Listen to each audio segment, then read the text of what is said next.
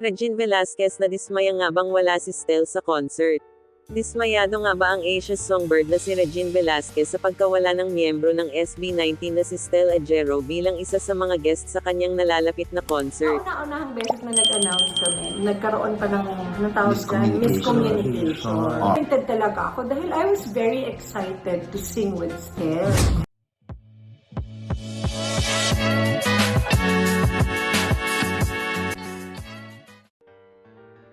Sa latest episode ng Showbiz Updates, ni Ogie Diaz nitong Huwebes, January 23, nausisa ang singer-actress hinggil sa insidente.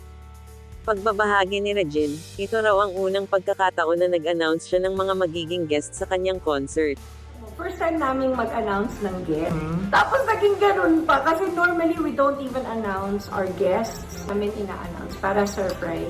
Yung okay lang, nangyayari naman kasi talaga yan pag minsan. So, on to the next na lang.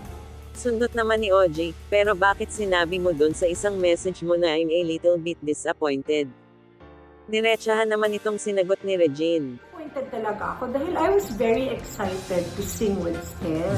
Pero paglilinaw niya, disappointed siya sa nangyari ngunit hindi kay Stell mismo.